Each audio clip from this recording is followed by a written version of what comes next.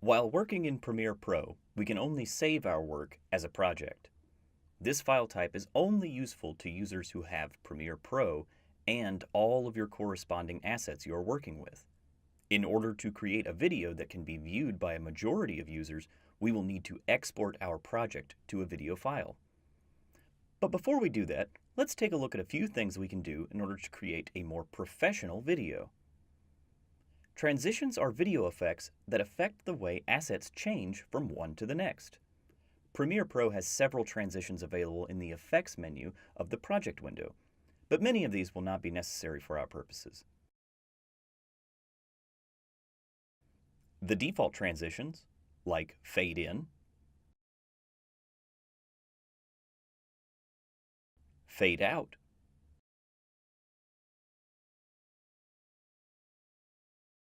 and cross dissolve, are easily accessed by a simple right click.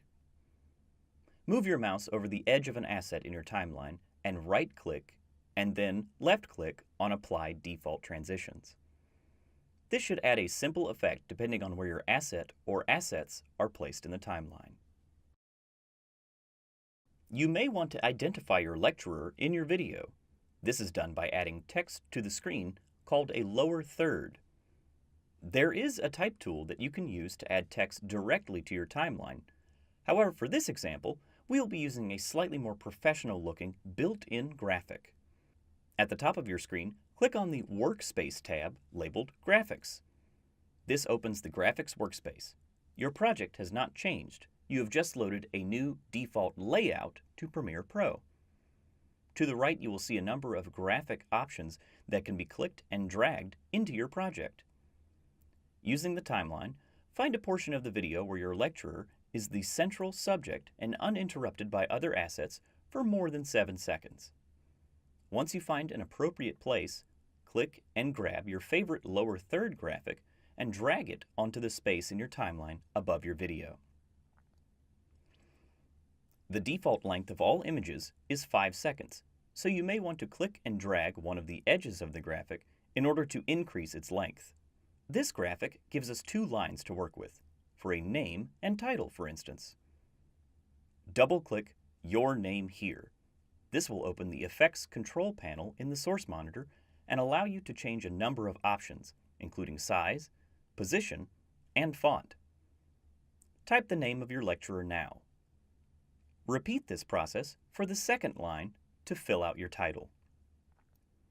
Graphics are a great way to tell viewers information that wasn't readily available in your video without distracting from your video. Now that we have completed our graphics work, let's return to the Editing workspace. Click Editing at the very top of your screen. Now that we've put the finishing touches on your project, it's time to export our sequence to a video file. Click on your sequence timeline to make sure it is highlighted with a blue ring. Then, in the top left-hand corner, click File, Export, Media, or keyboard shortcut Command or Control-M. A new window will open up. This is the Export menu. Here we can change a myriad of options that will allow us to get the exact video file that we want. There are so many options in this menu that you could have an entire course on just it. But we will keep things simple by using a number of preset options. Video files are translated by computers and programs by codecs, which is short for code decode. Each codec has a unique way of interpreting your sequence timeline and coding it into a video file.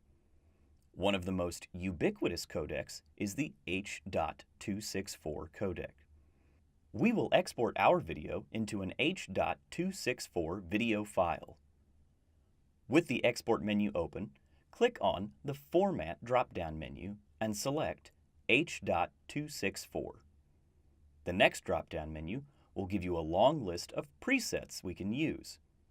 The default is a Match Source High Bitrate preset. This is what we will use for our export, but many of the other presets are useful in other situations. Next, click on Output Name. This will open a window which will allow you to choose a name for your video and where your video file will be output to. Name your video appropriately and select your project folder for its output folder. When working with larger projects, I like to create an export folder to keep the project folder uncluttered. Click Save when you are done. The rest of this menu allows you to change nearly every aspect of your final video, but we want to use our preset settings, so find and click Export at the bottom of this menu. This will create your video. You will see a progress bar appear. Let this run through and we'll come back to our final product.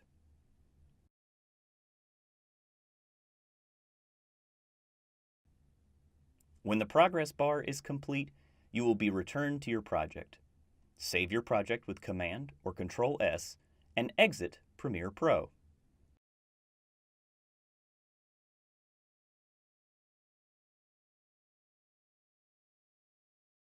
Open your project folder and double-click your video file. H.264 is a very common codec, and it should play on most computers without needing additional software. Congratulations! You have completed this tutorial and should be able to create a video lecture using Premiere Pro.